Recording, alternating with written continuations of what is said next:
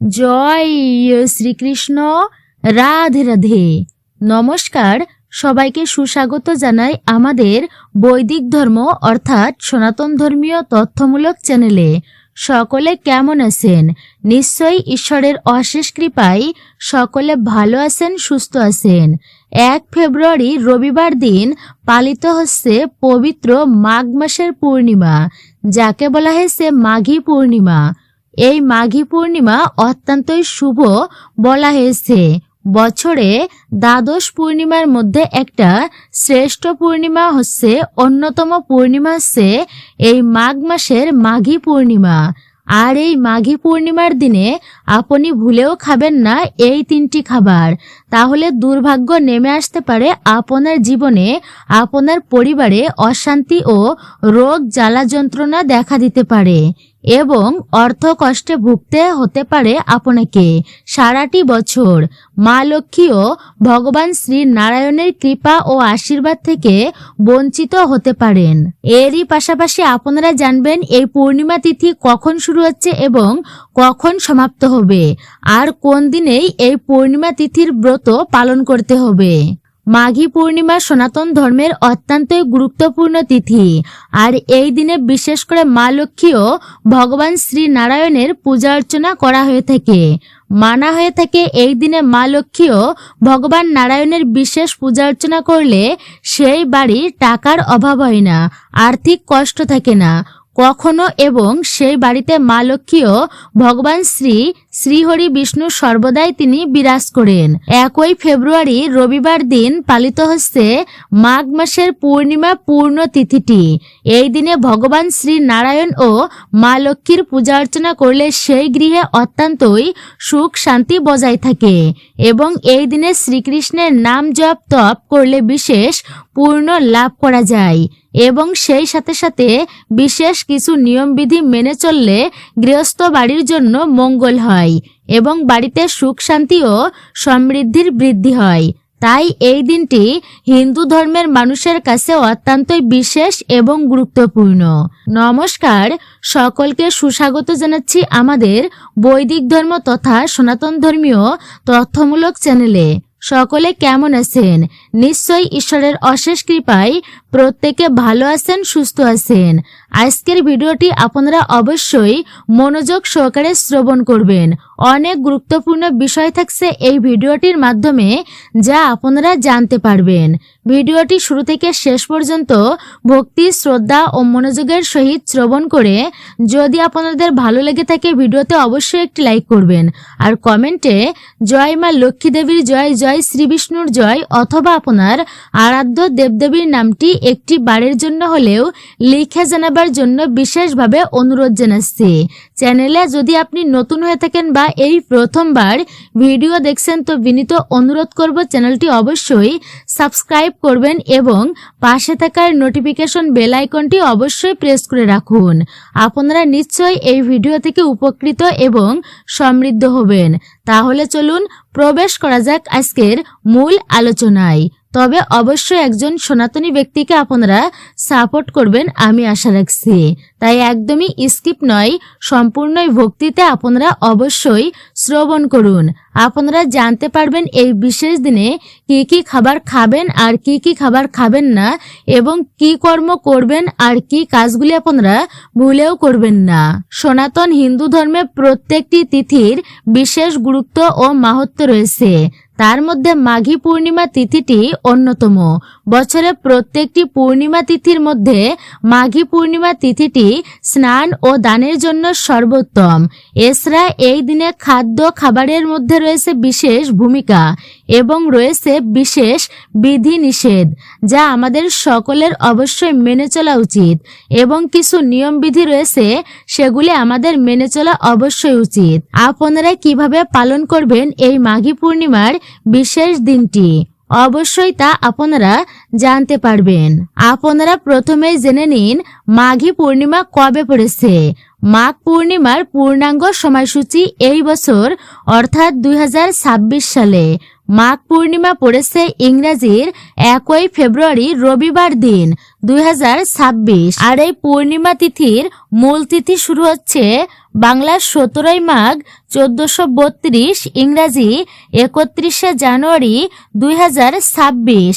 আর এই দিনে পূর্ণিমা তিথি শুরু হচ্ছে বিশেষ করে বলা হয়েছে শেষ রাত্রি 6:13:52 পর থেকে পূর্ণিমা তিথি আরম্ভ হচ্ছে। আর এই পূর্ণিমা তিথি সমাপ্ত হবে বাংলা 18 মাঘ 1432 আর ইংরাজি 1 ফেব্রুয়ারি 2026 রবিবার দিন শেষ রাত্রি 4:38:53 পর্যন্ত থাকবে এই পূর্ণিমার বিশেষ তিথি, অর্থাৎ মাঘী পূর্ণিমার সময়সূচি। এই সময়টুকু পর্যন্ত থাকছে পূর্ণিমা তিথি। উদয়া তিথি অনুসারে পূর্ণিমা ব্রত পালন করতে হবে বিশেষ করে 18 মাঘ 1432, 1 ফেব্রুয়ারি 2026 রবিবার দিন। অবশ্যই যে সকল ভক্তরা আপনারা পূর্ণিমার নিশি পালন করেন, তো বলা হয়েছে অবশ্যই যারা পূর্ণিমার ব্রত পালন করবেন, পূজা অর্চনা এবং উপাসনা করবেন, তো আপনারা এই দিনে অবশ্যই ভক্তি শ্রদ্ধার সহিত আপনারা তা পালন করবেন। পূর্ণিমা তিথিতে বিশেষ করে সায়ং সন্ধ্যা নিষিদ্ধ বলা হয়েছে। এই দিনে শ্রী শ্রী সত্যনারায়ণ পূজার বিশেষ সময় রয়েছে। আপনারা অবশ্যই 1 ফেব্রুয়ারি রবিবার দিন সত্যনারায়ণের পূজা অর্চনা বিশেষ করে আপনারা করবেন। আর এই সময়ের মধ্যেই আপনারা করবেন। রবিবার দিন সন্ধ্যা 5:37 থেকে শুরু করে আপনারা সন্ধ্যা 7:08 মধ্যে শ্রী শ্রী সত্যনারায়ণের পূজা সম্পূর্ণ করে নিতে পারেন। আর এই দিনে গঙ্গা স্নানের বিশেষ সময় রয়েছে। আপনারা অবশ্যই রবিবার দিন সকাল 6:50 থেকে শুরু করে বিকাল 4:30 পর্যন্ত এই সময়ের মধ্যে আপনারা গঙ্গা স্নান করবেন, বিশেষ করে পুণ্য স্নান করবেন।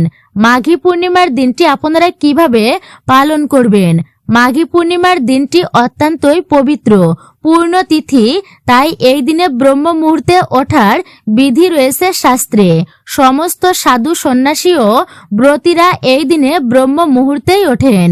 তবে আপনার পক্ষে যদি ব্রহ্ম মুহূর্তে ওঠা সম্ভব না হয়, তাহলে এই দিনে খুবই সকাল সকাল ঘুম থেকে উঠে অবশ্যই আপনারা স্নান কার্য সম্পূর্ণ করবেন। যদি পারেন তাহলে গঙ্গা স্নান করে নেবেন আপনারা। এই দিনে গঙ্গা স্নান করা অত্যন্তই শুভ, পূর্ণ ফল প্রদান করে। মাঘী পূর্ণিমার পূর্ণ তিথিতে গঙ্গা স্নান করলে ব্যক্তির সমস্ত পাপ দূরীভূত হয় এবং ব্যক্তির মোক্ষ লাভ হয়। এছাড়া সমস্ত রকমের রোগ ব্যাধি ও জ্বালা যন্ত্রণা থেকে মুক্তি লাভ করা যায়। এছাড়া এই দিনে রয়েছে মহাকুম্ভের অমৃত শাহী স্নানের পঞ্চম শাহী স্নান, যা অত্যন্তই গুরুত্বপূর্ণ ও মাহাত্ম্যপূর্ণ। কারণ এই মাঘী পূর্ণিমার দিনে রয়েছে বিরল সংযোগ, যা বহু বছরের মধ্যে একমাত্র একবারই আসে এই প্রয়াগরাজে স্নান। তাই এই দিনে অবশ্যই গঙ্গা স্নান করবেন এবং পুণ্য অর্জন করবেন। যদি গঙ্গায় গিয়ে স্নান করা সম্ভব না হয়, তাহলে আপনারা অবশ্যই বাড়িতেই স্নান করবেন। স্নানের জলে একটুখানি গঙ্গা জল মিশিয়ে আপনারা স্নান করে নেবেন। এতে আপনি সম্পূর্ণ না হলেও পুণ্য ফল লাভ করতে পারবেন। স্নানের সময় অবশ্যই শ্রী হরি বিষ্ণুর নাম স্মরণ করে বা ওম নমো ভগবতে বাসুদেবায় বা গঙ্গা গঙ্গা গঙ্গা বলে আপনারা এই মন্ত্রটি বলে বা উচ্চারণ করে তারপরে আপনারা সূর্যদেবের জলের অর্ঘ্য নিবেদন করবেন। তারপরে আপনারা অবশ্যই স্নান কার্য সম্পূর্ণরূপে আপনারা সম্পূর্ণ করে নেবেন এবং আপনারা এই দিনে পূজা অর্চনা বিশেষ করে করবেন। শুদ্ধ বস্ত্র পরে আপনারা পূজা অর্চনা সম্পূর্ণ করে নেবেন। এই দিনে উপবাস ও ব্রত রাখা অত্যন্তই শুভ, পূর্ণ ফল প্রদান করে। মাঘী পূর্ণিমার পূর্ণ দিনে বাড়িতে অবশ্যই মা লক্ষ্মী ও ভগবান নারায়ণের পূজা অর্চনা অবশ্যই করবেন এবং ভগবান শ্রী নারায়ণকে আপনারা পরমান্ন অর্থাৎ পায়েসের প্রসাদ নিবেদন করবেন। মা লক্ষ্মী ও ভগবান নারায়ণ নারায়ণকে একটি আতপ চালের ভোগ আপনারা নিবেদন করে দেবেন। তারপর আপনারা 5 প্রকার ফল এবং 5 প্রকার মিষ্টি নিবেদন করবেন এবং অবশ্যই একটি ঘিয়ের প্রদীপ অবশ্যই আপনারা প্রজ্বলন করবেন। আর যদি 5 প্রকার মিষ্টি আপনারা নিবেদন করতে না পারেন তাহলে বলা হয়েছে মিষ্টান্ন ভোগ এই দিনে রান্না করে মা লক্ষ্মী ও ভগবান নারায়ণকে নিবেদন করতে পারেন। এইভাবে যথাযথ বিধি অনুসারে আপনারা অবশ্যই পূজা অর্চনা সম্পূর্ণ করে নেবেন। এই দিনে সত্যনারায়ণের ব্রত কথা ও মা লক্ষ্মীর ব্রত কথা পাঠ করবেন অথবা শ্রবণ করবেন। তো এইভাবে আপনারা আপনাদের এই দিনটি পালন করতে পারেন। আসুন এইবার আমরা জেনে নেব এই দিনে অর্থাৎ পবিত্র পূর্ণতিথিতে কোন কোন খাবারগুলি আমাদের ভুলেও গ্রহণ করা একদমই উচিত নয়। তার মধ্যে সর্বপ্রথম যে খাবারটির কথা আপনাদেরকে বলবো আর তা হলো আমিষ জাতীয় খাবার। হ্যাঁ, অবশ্যই আমিষ জাতীয় খাবার। মাঘী পূর্ণিমার পূর্ণতিথিতে আমিষ জাতীয় খাবারগুলি আপনারা ভুলেও গ্রহণ করবেন না। আপনারা এগুলি ভুল করেও মুখে তুলবেন না। যেমন মাছ, মাংস, পেঁয়াজ, রসুন, ডিম, মুসুর ডাল ইত্যাদি খাবারগুলি গ্রহণ করা উচিত নয়। কারণ হিন্দু সনাতন ধর্মে পূর্ণ তিথি ও অমাবস্যা পূর্ণিমা তিথিতে আমিষ খাবার গ্রহণ করা একদমই উচিত নয়। এছাড়া এই দিনটি যেহেতু ভগবানের নাম জপ ও তপ করা এবং পূজা অর্চনা করার জন্য পূর্ণ দিনে, তাই এই দিনে আপনারা ভুলেও আমিষ খাবার গ্রহণ করবেন না। এবং পুঁই শাক আপনারা ভুল করেও কিন্তু এই দিনে বিশেষ করে আপনারা খাবেন না। এতে মা লক্ষ্মী ও ভগবান নারায়ণ সহ সকল দেবদেবী অত্যন্তই অসন্তুষ্ট হবেন আপনার প্রতি। এর ফলে কিন্তু পরিবারে নানান রকম অশান্তি ও ঝামেলা সৃষ্টি হতে পারে এবং দুর্ভাগ্য দেখা দিতে পারে। তাই আপনারা ভুলেও এই দিনে আমিষ খাবার গ্রহণ করবেন না। আপনারা এই দিনে নিরামিষ খাবার গ্রহণ করুন। মা লক্ষ্মী, ভগবান শ্রীহরি বিষ্ণু, ভগবান নারায়ণের পূজা অর্চনা করুন এবং দিনটি সুন্দরভাবে আপনারা পার করুন। এবার আপনারা জানবেন দ্বিতীয় যে খাবারটি যা আপনারা এই মাঘ মাসের পূর্ণ তিথি অর্থাৎ পূর্ণিমা তিথিতে ভুলেও খাবেন না, আর তা হলো মূলা। মাঘ মাসে মূলা খাওয়ার ব্যাপারে রয়েছে বিশেষ শাস্ত্রের কথা। শাস্ত্রে বিধিনিষেধ ও বৈজ্ঞানিক ব্যাখ্যাও রয়েছে। মানা হয়ে থাকে যে এই সময় অর্থাৎ মাঘ মাসে মূলাবতী হয়ে যায় এবং অর্থাৎ অনেকটা পরিপক্ক হয়ে যায়। এর ফলে এতে ছিবড়া হয়ে যায় মূলাতে। তাই এই মূলাই তখন স্বাদ এবং খাদ্য গুণ কোনোটাই থাকে না, অর্থাৎ মূলা বতী এবং ছিবড়া হয়ে যায়। এছাড়াও এই সময় অর্থাৎ মাঘ মাসে মূলাতে ছিবড়া হওয়ার ফলে নানান রকম কীট ও জীবাণু বাসা বাঁধে, যার ফলে এটি খেলে আমাদের পেটের নানান রকম রোগ ব্যাধি দেখা দিতে পারে। তাই বলা হয় মাঘ মাসে মূলা খেতে নেই। সেই কারণে আপনারা মাঘ পূর্ণিমার দিনে এই মূলা কিন্তু ভুলেও খাবেন না।